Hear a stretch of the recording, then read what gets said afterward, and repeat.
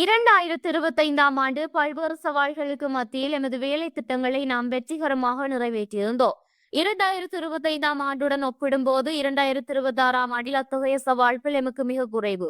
எனவே இந்த ஆண்டுக்குரிய வேலை திட்டங்களை எதிர்வரும் ஆகஸ்ட் மாதத்துக்குள் நிறைவேற்ற வேண்டும் என வடக்கு மாகாண கௌரவ ஆளுநர் என் வேதநாயகன் தெரிவித்தார்.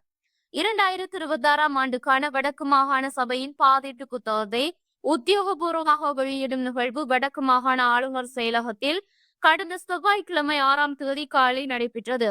வடக்கு மாகாண பிரதி பிரதம செயலாளர் ஆர் சிகரூபன் தலைமையில் நடைபெற்ற இந்நிகழ்வில் 2026ஆம் ஆண்டுக்கான நிதி ஒதுக்கீடு தொடர்பான விவரங்கள் அவரால் தெளிவுபடுத்தப்பட்டன. அதனைத் தொடர்ந்து உரையாற்றிய வடக்கு மாகாண பிரதம செயலாளர் தனுஜா முருகேசன், கடந்த ஆண்டு அனைத்து தரப்பினரதும் பூரண ஒத்துழைப்புடன் திட்டங்களை சிறப்பாக நிறைவேற்ற முடிந்துள்ளது என குறிப்பிட்டதுடன் அதற்காக பங்களிப்பு செய்த அனைவருக்கும் தனது நன்றிகளையும் தெரிவித்தார். இதன் பின்னர் 2026ஆம் ஆண்டுக்கான வடக்கு மாகாண சபையின் பாதீட்டு புத்தகத்தை ஆளுநர் உத்தியோகபூர்வமாக வெளியிட்டு வைத்ததுடன் அமைச்சுக்களின் செயலாளர்கள், பிரதி பிரதம செயலாளர்கள், திணைக்கள தலைவர்கள் மற்றும் பிரதம கணக்காளர்கள் ஆகியோரிடம் கையளித்தார். அதனைத் தொடர்ந்து உரையாற்றிய ஆளுநர் 2025ஆம் ஆண்டுக்குரிய வரவு செலவு திட்டமானது நாடாளுமன்றத்தில் மார்ச் மாதமே நிறைவேற்றப்பட்டிருந்தது. அதன் பின்னரே, அதாவது ஏப்ரல் மற்றும் மே மாதங்களிலேயே எங்களால் திட்டப்பணிகளை ஆரம்பிக்கக்கூடியதாக இருந்தது. அதனை விட புதிய கொள்முதல் வழிகாட்டுதல்களும் அதன் பின்னரே வெளியிடப்பட்டிருந்தன. மேலும் எமது ஆளணி தொகுதியில் பெருமளவு வெற்றிடங்கள் நிரப்பப்படாமலும் இருந்தன. இவ்வாறான பெரும் சவால்களுக்கு மத்தியிலேயே எமக்கு கிடைத்த நிதி நாம் வினைத்திறனாக செலவு செய்திருக்கின்றோம். ஆனால் 2026ஆம் ஆண்டில் இவ்வாறான சவால்கள் பெரிதாக இல்லை. நாம் இந்த மாதமே இந்த ஆண்டுக்குரிய திட்டங்களை ஆரம்பிக்க முடியும். அத்துடன் கடந்த ஆண்டு ஆரம்பிக்கப்பட்ட திட்டங்களின் தொடர் வேலைகளையும் இப்போதே தொடங்க முடியும். ஆளணி பற்றாக்குறையும் ஓரளவு நிவர்த்தி செய்யப்பட்டிருக்கின்றது. எனவே கொள்முதல் பணிகளை ஆண்டின் முதல் காலாண்டுக்குள்ளேயே நிறைவு செய்யவும் முடியும். இதன் மூலம் ஆகஸ்ட் மாதத்துக்குள் திட்டங்களை முழுமைப்படுத்த முடியும். நாம் எமது திட்டங்களை முன்னெடுக்கும் போது மாண்புமிகு ஜனாதிபதி அனுரகுமார திசாநாயக்க தலைமையிலான அரசாங்கத்தின் கொள்கையையும் கவனத்தில் எடுக்க வேண்டும். அரசாங்கம் ஏகோரான அபிவிருத்தியை ஊக்குவிக்கின்றது. அதே போல ஏற்றுமதியையும் உற்பத்தி பொருளாதாரத்தையும் வலுப்படுத்துகின்றது. கிராமிய வறுமை ஒழிப்பு, டிஜிட்டல் மயமாக்கல், முதலீட்டுக்கு உகந்த சூழல் மற்றும் சுற்றுலாத்துறை என பல்வேறு விடயங்களை அரசாங்கம் ஊக்குவித்து வருகின்றது. எமது திட்டமிடல்களின் போது இவற்றையும் கவனத்தில் எடுத்து செயற்பட வேண்டும். வடக்கு மாகாணத்தில் பின்தங்கிய மற்றும் தனிமைப்படுத்தப்பட்ட கிராமங்களின் அபிவிருத்திக்கு கூடுதல் முக்கியத்துவம் கொடுக்க வேண்டும். பல ஆண்டுகளாக அபிவிருத்தியில் இருந்து ஓரங்கட்டப்பட்ட மற்றும் புறக்கணிக்கப்பட்ட கிராமங்களுக்கே நாம் முன்னுரிமை அளிக்க வேண்டும் எனவும் ஆளுநர் வலியுறுத்தினார்.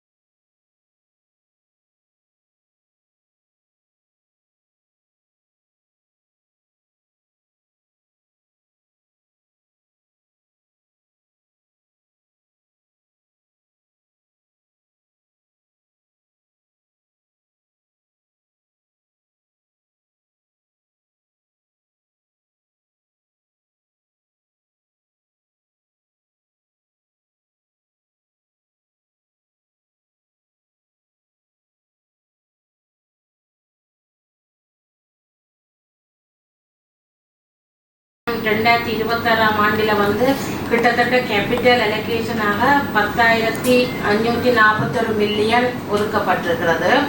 இதை வந்து நான் நினைக்கிறேன் இந்த சவால்கள் இப்பொழுது இல்லை. ஏற்கனவே எங்களுக்கு டிசம்பர் மாதத்திலேயே ஃபினான்ஸ் கமிஷனால பாலிசியாக இதை அனுமதி தந்திருக்கிறார்கள் என்ற வகையில் வந்து மற்றது வெற்றிடங்கள் என்ற பிரச்சனையும் இருக்காது. ஏற்கனவே அரைவாசிக்கு மேல வெற்றிடங்கள் நாங்கள் நிரப்பி இருக்கிறோம் என்றபடியாக போன வருடத்து சவால்களை விட இந்த வருடம் சவால்கள் உங்களுக்கு இருக்கிறது குறைவந்த ரீதியில் தற்பொழுதிருந்தே உங்களுடைய வேலை திட்டங்களை வந்து தற்பொழுதிருந்தே ஆரம்பிக்கலாம்.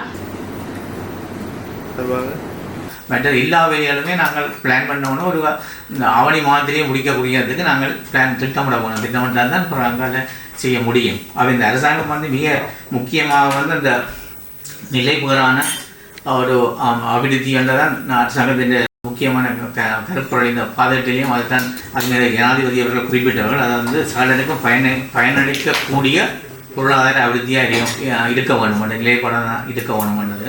மற்றது மிக முக்கியமாக அந்த ஏற்றுமதி பல்வகைப்படுத்தல் மூலம் அது உயர் வருமானத்தை பெற வேண்டும் என்றது, ஏற்றுமதியை ஊக்குவிக்கின்ற ஒரு இதாக இருக்க வேண்டும் என்றது.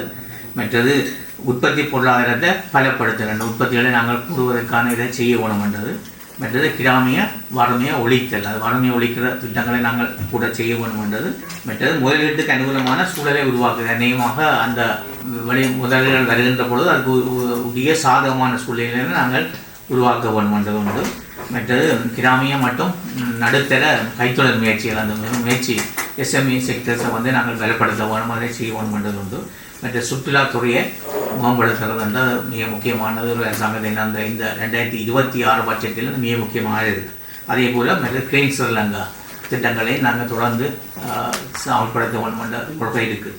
அதில் அந்த திட்டங்களை ஒட்டியதாக நாங்கள் இந்த அரசாங்கத்தினுடைய கொள்கையை ஒட்டியதாகத்தான் நாங்கள் இந்த திட்டங்களை வகுக்கணும். அதில் மிக முக்கியமாக பின்தங்கின கிராமங்களில் கூடிய கவனம் நாங்கள் செலுத்த வேண்டும். அது எந்த மாவட்டமாக இருந்தாலும் அது அந்த மாவட்டத்துக்கு முன்னுரிமை கொடுக்க வேணும். அந்தந்த மாவட்டங்களில் இருக்கிற பின்தங்கிய கிராமங்களை தனிமைப்படுத்தப்பட்ட கிராமங்கள் அல்லது உலகாலமே முன்னேற்றம் அபிவிருத்தி செய்யாத கிராமங்களை நாங்கள் முன்னுரிமைப்படுத்தி செய்ய வேண்டியது. அவர்களுக்குரிய வீதிகள் மற்றும் அவர்களுடைய வாழ்வாதாரங்களை நாங்கள் செய்ய வேண்டிய தேவை இருக்கிறது.